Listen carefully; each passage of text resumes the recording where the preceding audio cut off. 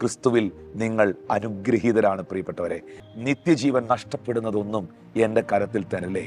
ജീവപുസ്തകത്തിൽ നിന്ന് എൻ്റെ പേര് മായ്ക്കപ്പെടുന്നതൊന്നും എന്നെ ഏൽപ്പിക്കരുതേ.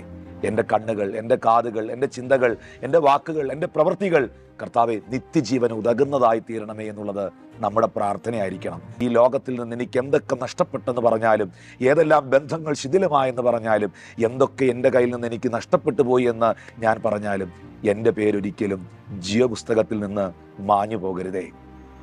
മോശ ഒരിക്കൽ ദൈവത്തോട് ഇത് പ്രാർത്ഥിച്ചു. ദൈവത്തോട് പറഞ്ഞു, ദൈവമേ, നിന്റെ പുസ്തകത്തിൽ നിന്ന് എൻ്റെ പേര് മായ്ക്കരുതേ. യേശുവിനെ അറിഞ്ഞതിൻ്റെ പേരിൽ, കർത്താവിന് വേണ്ടി ഇറങ്ങി തിരിച്ചതിൻ്റെ പേരിൽ വെട്ടിക്കളഞ്ഞാലും കർത്താവെ, ജീവപുസ്തകത്തിൽ എഴുതപ്പെട്ടിരിക്കുന്ന എൻ്റെ പേര് എൻ്റെ പ്രവൃത്തിയാൽ, ഞാൻ നിൻ്റെ വചനം അനുസരിക്കാത്ത കാരണത്താൽ, എൻ്റെ അശുദ്ധിയാൽ, ദൈവഹിതമില്ലാത്ത നടന്ന വഴികളാൽ ഒരിക്കലും മാഞ്ഞു പോകല്ലേ.